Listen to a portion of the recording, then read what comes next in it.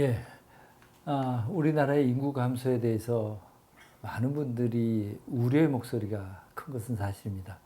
하지만 또 이런 생각도 듭니다. 인구 감소 문제에 우리가 잘 대책만 세운다면 그게 꼭 부정적이고 꼭 우리가 이렇게 마치 큰 문제가 난 것처럼 이렇게 꼭 받아들여야 될 만한 사안인가? 잘만 대응한다면 말입니다. 우리 인구가 감소가 되는 것 어떤 기회로 볼 소지는 없겠습니까?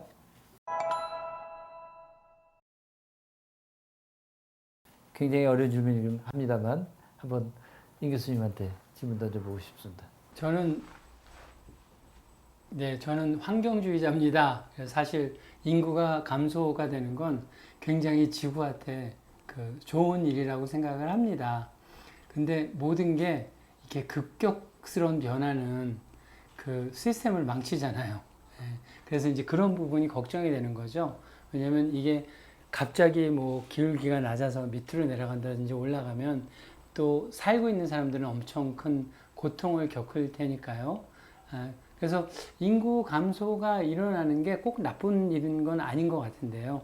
근데 이게 너무 급작스럽게 일어나는 것과 또 이것을 미리 알고 대응하면서 그 변화를 좀 잘 적응하면서 자연에도 좋고 사람한테도 좋은 그렇게 하면 좋지 않을까 하는 게 생각입니다. 그래서 인구 감소 자체는 사실 그렇게 나쁜 것 같진 않아요. 근데 저희가 준비가 안 됐고 너무 급작스럽고 이제 그런 부분에서 대응을 좀 잘하고 그걸 조절을 좀 잘 하면 좋지 않을까 하는 생각을 해봅니다. 우리 홍원자 센터장님 어떻게 생각하십니까? 뭐 깊이 생각해 본 적은 없는데 이 인구 감소라고 하는 거를 거스를 수 없는 흐름이거든요. 근데 이거를 뭐 어차피 거스를 수 없으니까 약간 뭐 수용한다라는 개념도 있긴 하지만 옛날에는 사람 없이도 잘 살았어요. 물론 뭐 시대가 다른데 옛날 얘기를 하는 게 적합한지는 모르겠지만 뭔가 인간이라고 하는 존재가 더 소중하고 더 존중받는 시대가 될 수도 있겠다.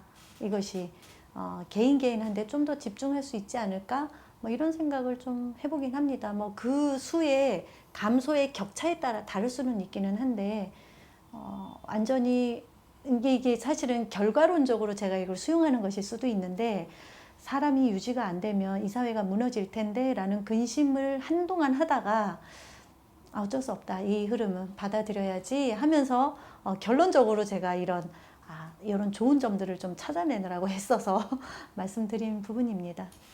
감사합니다. 제가 이렇게 일반인들이 생각하기에 상식에 반한다 싶을 정도의 질문을 드린 이유는 우리가 인구 감소 문제라고 하는 것들에 대해서 너무 절망적 혹은 패닉 상태로 접할 것이 아니고 차분히 대응을 하고 대책을 세우면 또 다른 길이 있지 않겠는가라고 하는 것에 있어서 좀 여유를 갖는 그런 마음이 필요하지 않는가 하는 생각이 들어서 질문을 던져봤습니다. 저희들이 어떤 정책을 수립할 때 늘 고민하는 것 중에 하나가 누구의 관점에서 이 정책을 만드느냐 하는 겁니다. 저희 행정이 늘 비난을 받는 것 중에 하나가 어떤 정책을 수립할 때 수요자 관점이 아니고 공급자 관점에서 늘 정책을 만드는 것이 아닌가라고 하는 그런 지적을 받습니다. 제가 아까 홍원자 센터장님이 발표를 하신 내용을 들으면서 저도 한 대 뻥 맞은 듯한 생각이 들었습니다. 우선 아이를 키우기 좋은 도시라고 하는 저희들이 도시의 타이틀부터가 아이의 관점이 아니고 부모의 관점 혹은 정책 제공자의 관점이 아닌가라고 하는 그런 생각이 들었습니다. 그런 점에 있어서 저도 신선한 충격을 받았던 적이 있었습니다. 제가 수원 부시장으로 근무할 때였는데요. 그때 아동 친화 도시라고 하는 그 부분에 대해서 벤치마킹을 하기 위해서 프랑스의 소도시를 방문한 적이 있었습니다. 그랬는데 놀랍게도 그 소도시에서는 작은 아이들, 저희가 보기에 우리 한 초등학교쯤 되는데 그 아이들이 위원회를 만들고 그 아이들이 의견을 내고 그것이 어른들이 진지하게 받아들여서 정책을 제시하더라고요. 그래서 저도 재미있어서 구체적으로 무슨 정책이 나오는가 지켜봤는데 이런 이야기를 하더라고요. 조그만 아이가.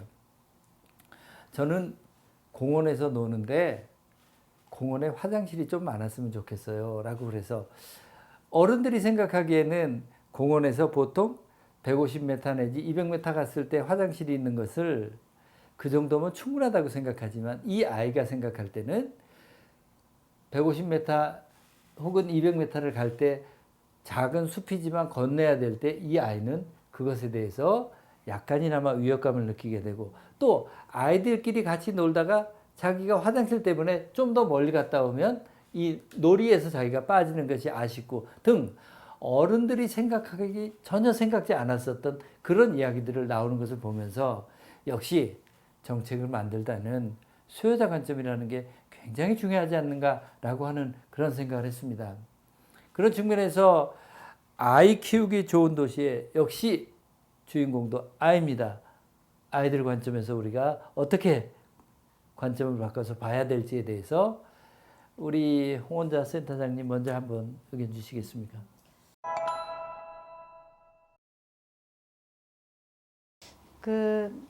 사람은 누구나 인권이라는 게 있죠. 그 인권은 아이가 태어나면 부모가 부여하거나 학교를 들어가면 선생님이 주는 게 아니에요.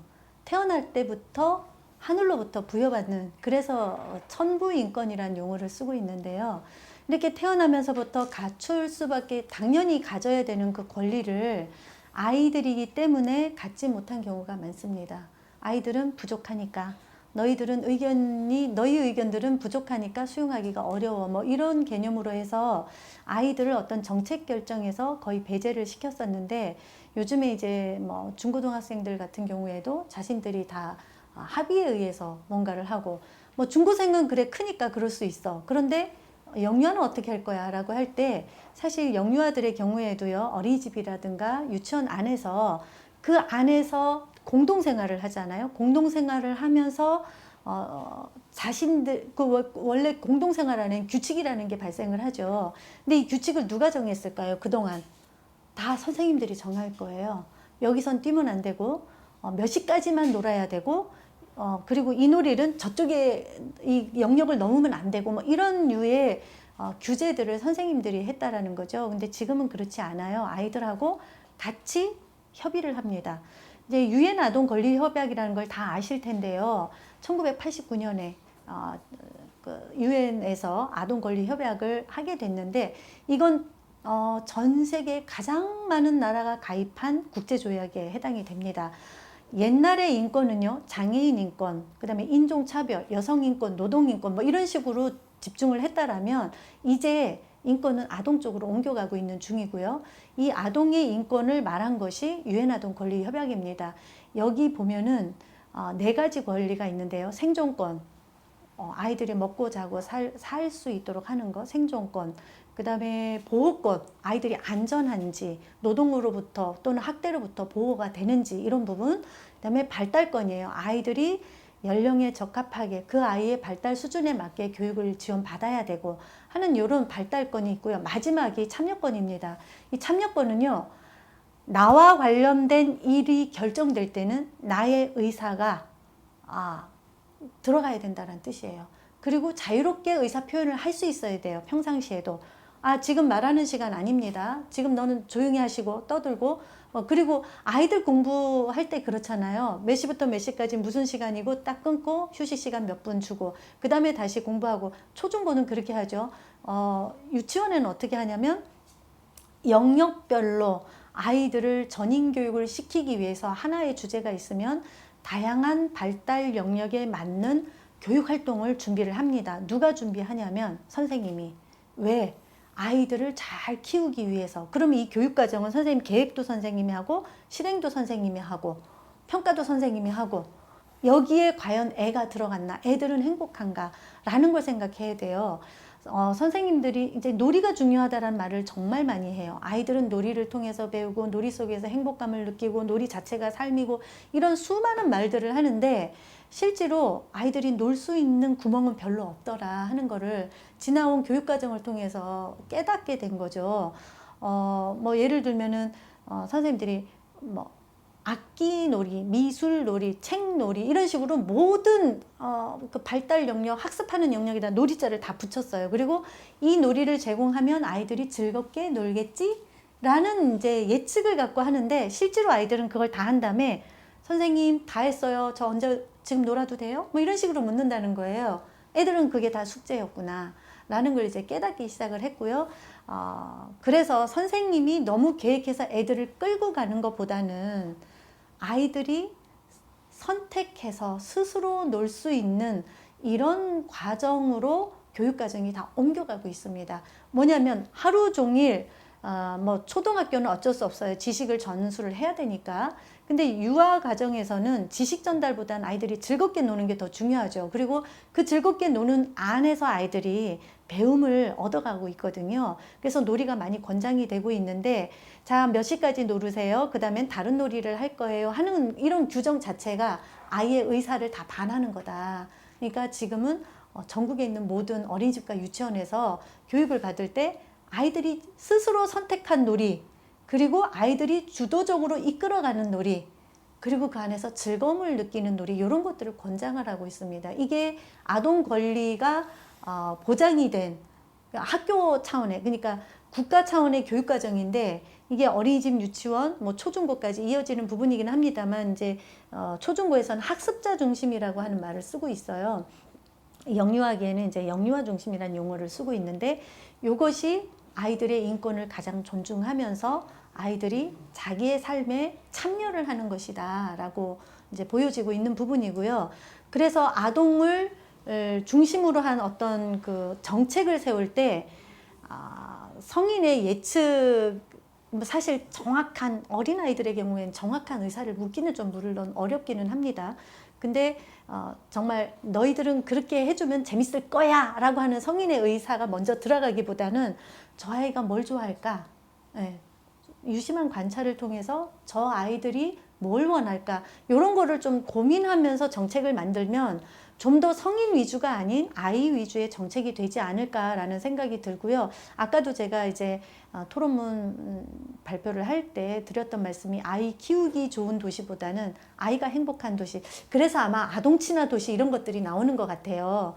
그래서 좀 그 관점이 100% 사실 그 아이들 의견만 따라가다 보면 어떤 측면에서는 우리가 이제 좀 약간 날것의 말을 하자면 난장판 뭐 이런 게 될 수도 있지만 너무나도 자유로움 속에서 그렇지만 그래도 좀 더 정제된 부분이 필요할 때는 정치가나 뭐 정책을 입안하는 분들이 개입을 하는 부분도 있어야 되겠지만 아이들의 관점에서 생각하고 아이들을 좀 더 깊이 생각하고 그들을 관찰을 할 때 그들로부터 도출되는 뭔가가 있을 거라는 거죠. 그래서 그런 것들을 담아서 정책을 하면 좀 더 아이들한테 유익하지 않을까라는 생각을 해봅니다.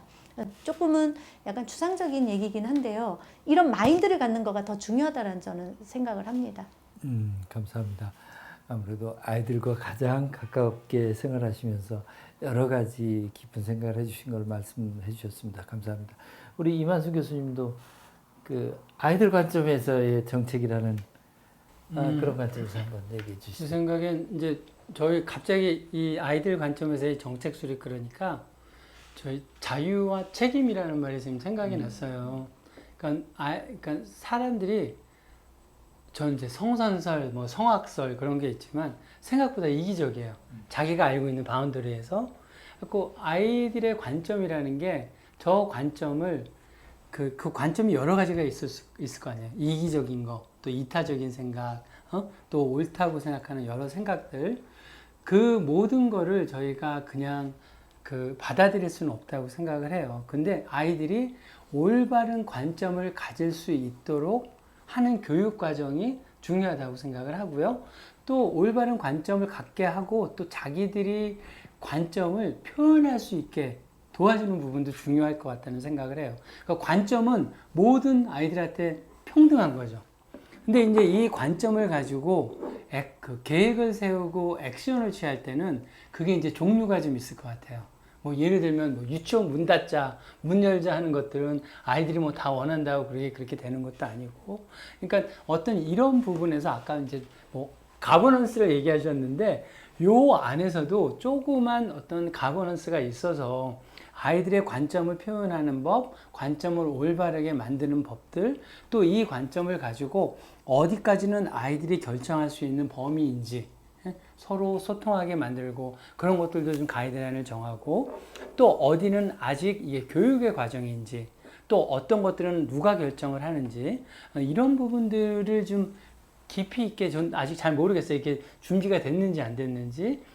근데 일단 관점의 부분은 모든 아이들의 얘기를 다 수렴하고 왜 그런 얘기가 나오고 그걸 가지고 아이들을 교육시키고 또 그거를 여러 가지 정책에 두는 거는 굉장히 옳다고 생각을 해요. 저희가 보지를 생각지 않은 것들이 나오니까. 근데 그 관점을 정책에 이제 적용할 때는 어떤 클리어한 가이드라인이 있는 게 좋지 않을까 하는 생각을 해봅니다. 네. 예, 감사합니다. 두 분 전문가 두 분을 모시고 오늘 아이 키우기 좋은 도시에 대해서 장시간 토론을 했습니다.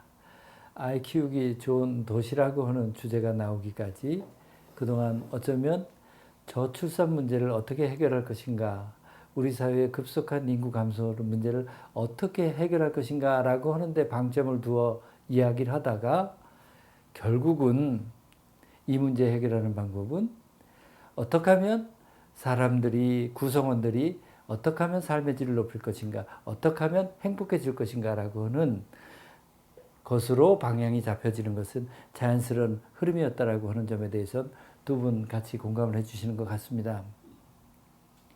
저희가 넥스트 시티라고 하는 것을 통해서 지향하는 바도 같습니다.